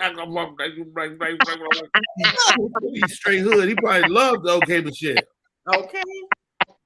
She made a whole song album about it. Like, okay, well, I don't know if I want to be part of that triangle. My husband is British, so I'm cool. I don't need Your husband is British? Yeah, he's from Bermuda. They're British. Oh, I didn't know that. British Virgin Islands. Is that the British Virgin Islands? No. Bermuda is completely different. Bermuda is really outside of North Carolina. People don't even know. They think it's some forbidden place, but it's about 300-400 miles out past North Carolina. Really? So how did y'all meet? in California through his cousin. I worked at her salon, and she said my cousin want to do something in Bermuda, and I still ain't been to Bermuda. 11 years. 11 years. I sucker. Okay. No, I still ain't been. Goddamn Bermuda. But yeah, Bermuda Triangle. Everybody thinks that, but the triangle is Bermuda, Miami, and like Cuba. So it's just a shape of but Bermuda got the name, so it is what it is. But he's British, yeah. And then Tammy Romaine is in the news too. She is she did her bonnets.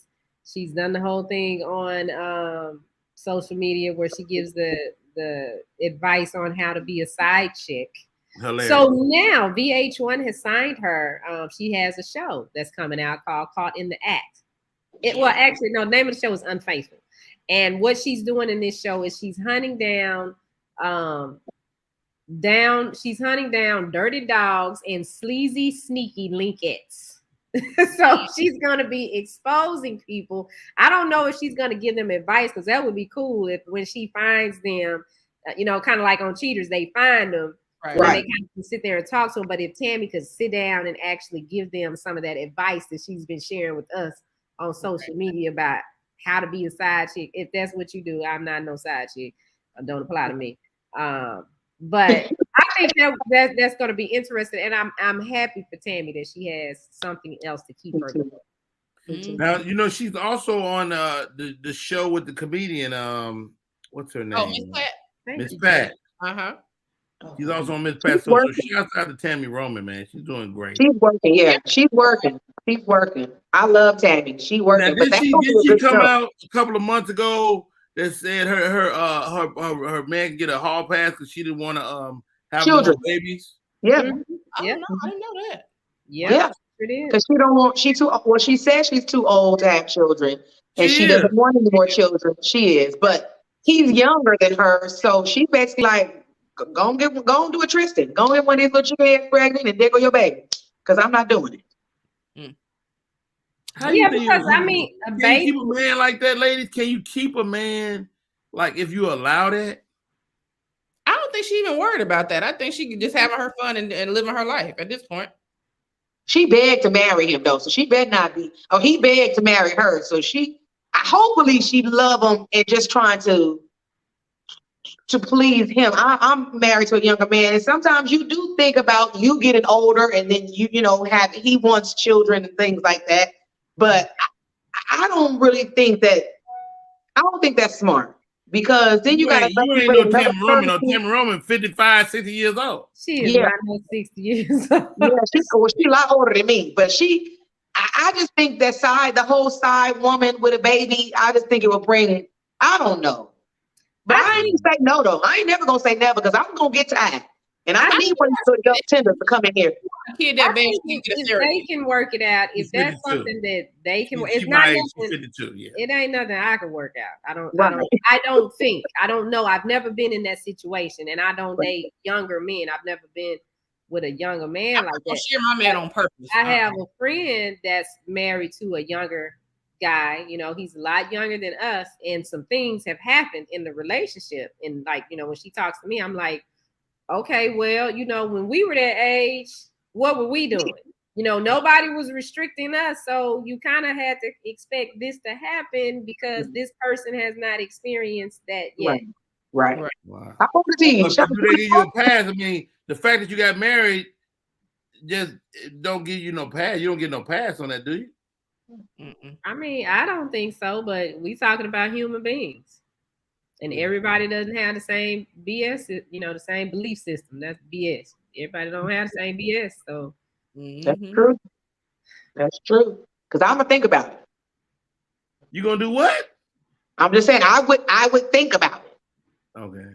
If I was 50 something and my husband was, it would be something that I would consider. You would consider a surrogate instead of that? Oh, a surrogate, yes. I would probably consider a surrogate before I would let him just, or whatever the case may be. But y'all know Tammy a fool. She is a slight way comedian, so she probably just clowning around. Hopefully she clowning around. But a surrogate would be my first, that would definitely be my first choice. I ain't gonna just let them go out here and have a good time and get somebody pregnant the real way. No. Exactly. That part. No. Wow. Well, I like my cheating the old-fashioned way. Secret. Right. If I don't know when the baby pop up like Tristan, then hey, here we go. Let's take care of the baby. We ain't having no fences episode over here. I'm not. You ain't gonna have me looking like Viola with my snot. You getting the hell out. That's what you're gonna do. All you gotta do is blow your nose first. You can't. Y'all been married 10, 15 years. You're not gonna divorce him for having no baby on the side. Who ain't? Who? Oh no, women leave your ass over less. Well, you know my cinnamon toast crunch. I'm out. Shit. You know what? Some things is just deeper, and I think you've been married 15 years and something happened, and the man been good 15 years, and then here he go. I don't think you're gonna leave. I don't think you're gonna. Unless you've been waiting to leave, and now you got a reason, so now you can. I'm like McDonald's man. I'm not taking care of nobody else, baby. You better listen. Oh Lord. She ain't gonna get a baby no burger or nothing. Michelle, you come peace, girl. All right, hold on. Y'all out of control. I love it. My name is Rodney Perry. You tuned in to Rodney Perry Live. We're gonna take a break. We come back. Our guest, Chef Chemist, she's gonna share some recipes with us. I believe it's gonna be a good show. It's already a good show. Right back, more Rodney Perry Live. What up, y'all? It's Michael Sean, and I know you want to be a podcaster. You want a successful podcast. You want to give your views and opinions, but you just don't know how to do it correctly. That's why you got to hit up ShawneeScott.com. You want to be on radio, and you want to know how to build your radio career. ShawneeScott.com. She's done all of this. I've worked alongside her for years, and I will tell you the information that she can give you is on a value level that I can't even put a price on it. All you have to do is go to ShawneeScott.com. Your future, right now. That's it. Michael Sean. Yeah.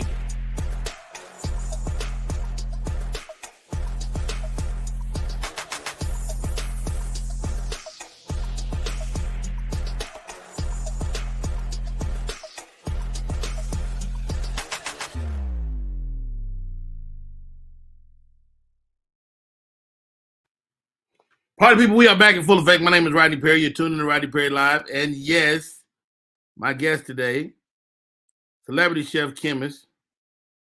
Like I caught her in her face together.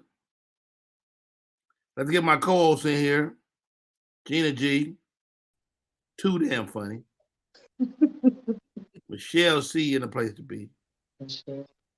Johnny Scott on air, Media Room 360. Yeah, she put no makeup on. And she been sitting there for 30 minutes, so she should have been had. I think she's doing this on purpose. So all right, ladies and gentlemen, coming to the show. Welcome, all things celebrity chef chemist. Welcome. Hey everybody. Y'all cracking up. Hey. What you doing? Hey, can't see me. You cut your head off. There Is you go. it still cut off? It's back on? Yeah, girl. Beat that face, girl. Well, y'all know I'm a prior makeup artist too now, so I'm sorry. I should have been already ready, but girlfriend had to work late. What's going on? So wait, so you do makeup and make food? Yes, honey. I could be your makeup artist, your chef. It's a lot of talent over here. Hello. I'm not mad. That's right. Hello, Hey, so what we making today? What we making? I need a recipe to make these people tonight. Actually, I have a client I'm working with today where I am going to be doing my all seafood meal preps. So that's going to consist of wild-caught salmon, red snapper, steamed, and pan-seared trout. Is wild-caught salmon better? I personally like it better because for me, farm raised, that just simply means they could have been feeding the fish anything or, just whatever scraps that they have available to feed. Right. So you want to go wild caught more. So the diet is a lot stricter when you're going with wild caught. A lot of times have a trash bag inside of it, right? What? Wildcard can what? You know, they out there in the water, they catch a trash bag out there. Yeah, people are polluting the water, which is why it's important to clean up the ocean. No polluting. So you may see different causes that actually talk about that. That's why you see it, so that they're actually not feeding, you know, our sea life, water life animals that messes up our food chain when you start polluting the ocean and things like that. So you do have to be careful and mindful of that. Chef. Here's the question, Chef. So I'm cooking salmon, right? Do I want to take that skin off or not? It's, you know, it's a personal thing. Some people actually like the skin. They feel that they're getting more nutrients. A lot of the omega oils are in the skin, but some people, depending on their ailments internally, they may not want it because they can say it's too much sodium. It's a give or take. It just depends on the person. I like the skin. Okay. Who you like the skin? Yeah, because I broil mine, or either I put it in the air fryer. Okay. You like to cook it until the skin gets tight. Yeah. Now, let me ask you this. Okay, so I keep the skin, but isn't the skin just to protect the fish? Well, normally, of course, the fish, because it's a water animal, that is their coating. So fish normally only eat other sea items. A lot of them are not like the bottom. Like a lot of people, you'll hear people say they don't eat shrimp or what is it? Those crawfish, because those are like the sea roaches. So a lot of people don't like to eat that particular seafood because they're just eating anything that's on the bottom. Where, of course, the salmon, anything with wings, the fins, of course, not wings, but fins, it's always moving. So a lot of it's eating, you know, mid-level, higher up. Fresh water. It's a fresh water. So give me this. I'm cooking shrimp, right? I buy my shrimp deveined, motherfucking, they be cooked, everything. Is that the best way to buy it? Because I don't really understand how to devein. I don't want no boo-boo in my mouth. You know what I'm saying? You are hilarious early in the morning. So yes, buying deveined is really good if you know you don't want to prep it yourself. But if you want to prep it yourself, you do want to take out any of the guts that's in the shrimp. Same way if you were catching fish, going fishing one weekend, when you catch your fish, you have to descale it and clean it out. So you have to gut it out, take out all the internal parts and clean it out in order to prepare it to actually eat it. Right. Okay, so what we cooking So today? same with your shrimp, you want to devein the back, that little back strip, as well as that front strip. So that should be clear. That should be clear. Cold, fresh, cold water, rinsing. And I like to really soak a lot of my meats to relieve of any mucus or anything more, you know, anything that could be in it as far as preservative, additives. You just never know. And I want to hear each one of the ladies answer this, because we all black. Do you wash your chicken? Yes or no, Shani Scott? Yes. Michelle C, do you wash your chicken? Yes. Yes. Tina G. Yes, just not with dishwasher liquid or bleach, no, but I wash my chicken. Okay. So you use lemon juice, lime juice. You can use lemon juice, lime juice, or vinegar. Do you wash your chicken? Yes, you better wash it. I've heard you don't wash chicken because you don't want to contaminate your kitchen and your space with botulism and shit. Or salmonella. Well, no, that's not true. I mean, you start, of course, with a clean, not to cut you off, but you want to start with a clean kitchen. You want to prep your kitchen correctly.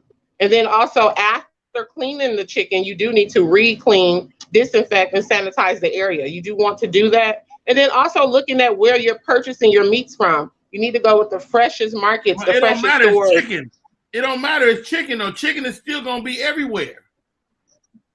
It won't be everywhere, and you shouldn't be buying no chicken that's bloody and messy in the packs. I mean, I ain't saying it's bloody, but if chicken, you mix chicken and water, you contaminating the whole area. You better. That's why you need to pour You're going to pour a cup of vinegar inside of that water when you soak it, or you can have a huge, large mixing bowl where you can have it concentrated soaking in a bowl. Just depends on the quantity of what you're serving or cooking for you or your family. Mm-hmm. But the vinegar will release.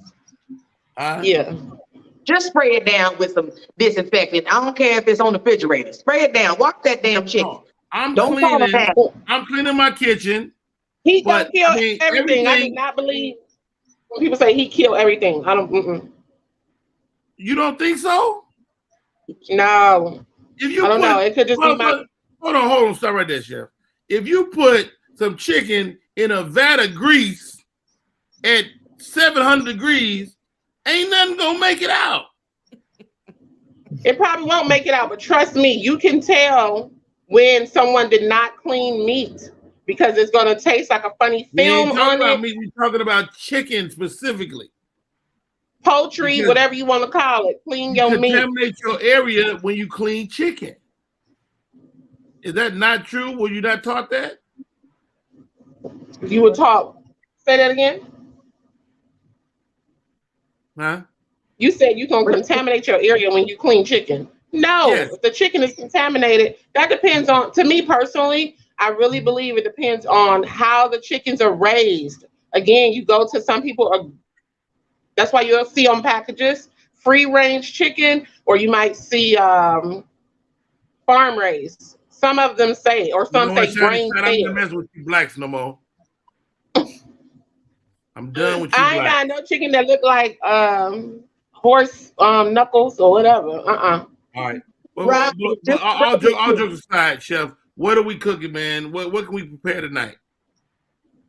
We are gonna make some rainbow trout, some pan-seared salmon, and steamed red snapper. And that's rainbow the red snapper. I'll do Caribbean style. So it's rainbow. Would you want all this fish? Yeah, this is a client who loves all seafood. Okay, so rainbow trout. How do you even prepare rainbow trout? Well, of course, all of my meats, again, I always love to do a freshwater soak in a lemon juice, a lime juice, or vinegar, whichever one you have on hand. Preferably for me, it would be vinegar. So you're going to soak that for about 5-7 minutes. Just depends on, how slimy it might be. But of course, I always source the stores I purchase from where they do pre-clean a lot of the meats upon unpackaging them. So you want to go to like your Whole Foods, your Fresh Markets, stores that really care about how they're putting out the produce. What does trout taste like? What is trout? How does trout taste? It's a white meat fish. It's a white meat fish. It's very thin. And most people, the skin on it is kind of tough. So you'll just eat the fish off of the skin. So you won't actually eat the skin. Okay. Yeah. Most pimps call women trout mouth. Why call them that? Y'all saying early in the morning. All right, give me this. And I would like to hear all y'all answer this. When you're making your greens, your collard greens, do you use vinegar? Shani Scott? Yes. Yeah. To cook them? Yes. Mm-hmm. Yes, it tenderizes.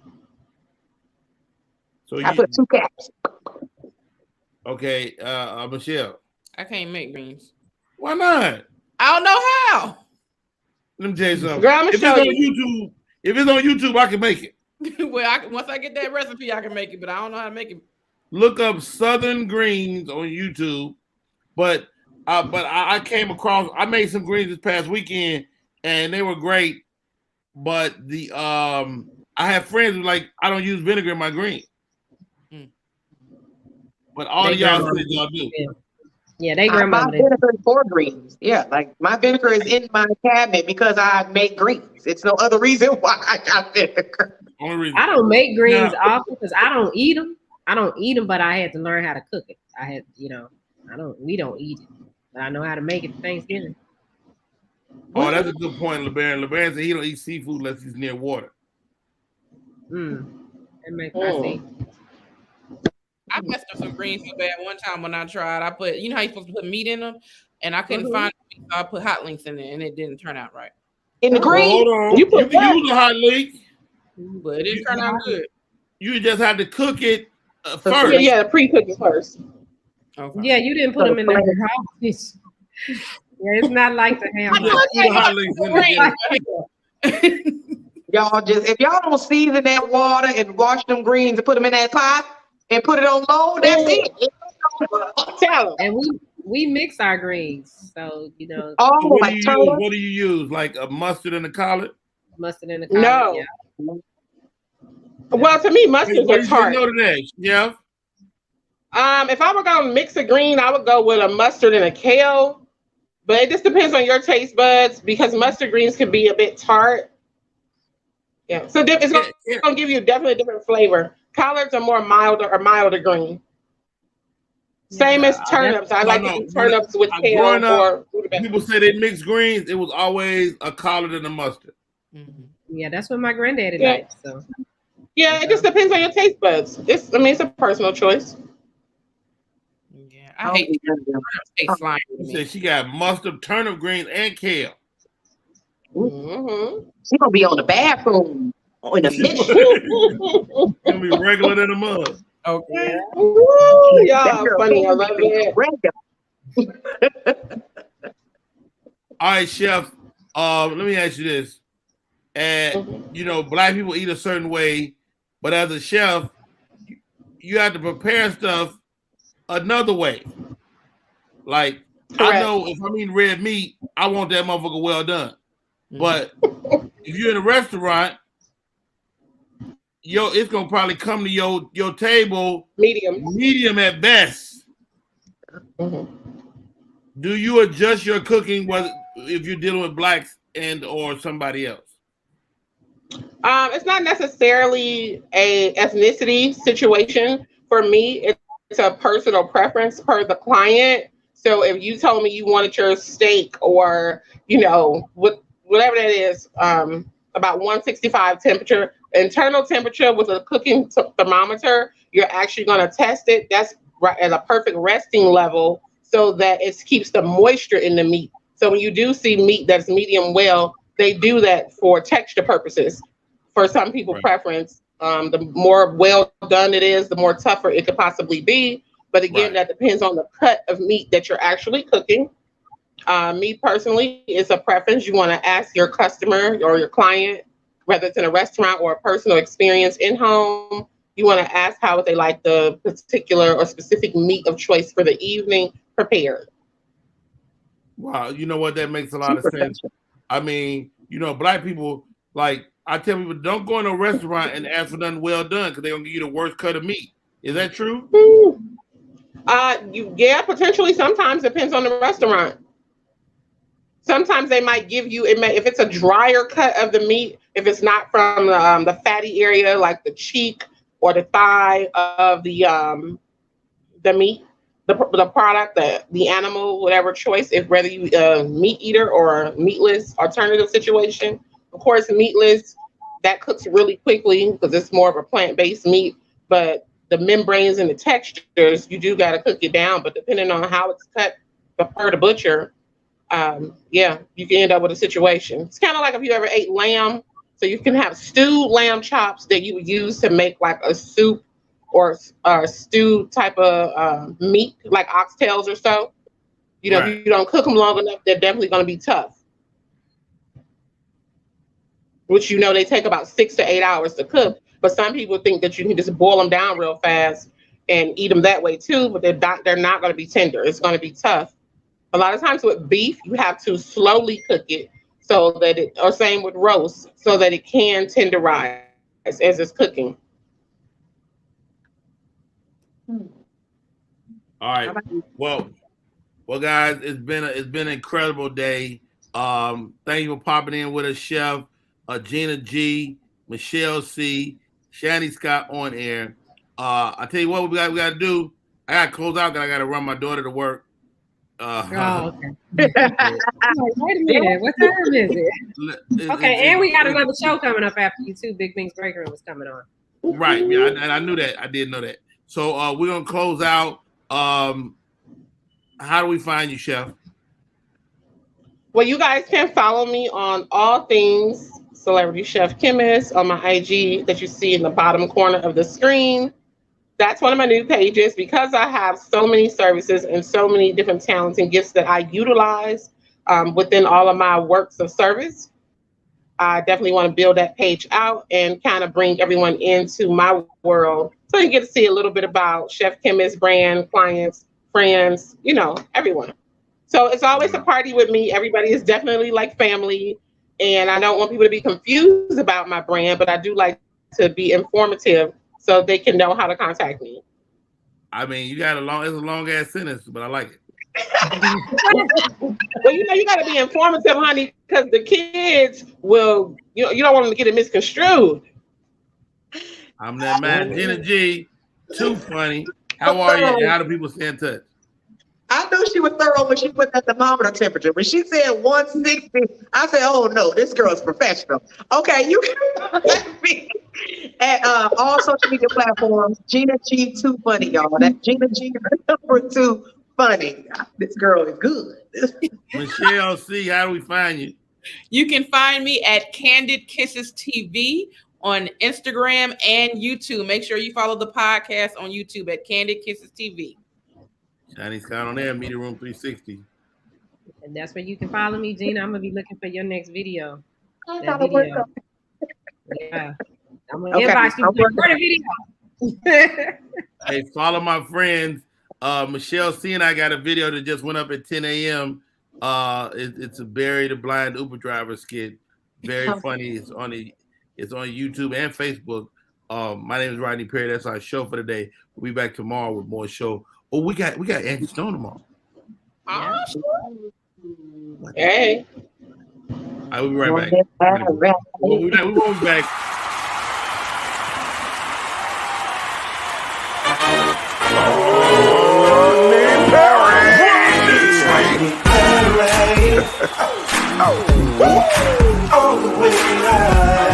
Get ready for America's #1 funny man. What?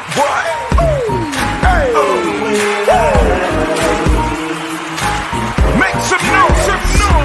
Ladies and gentlemen, from LA to New York, Chicago to Mississippi, let's give it up for America's #1 funny man, Rodney.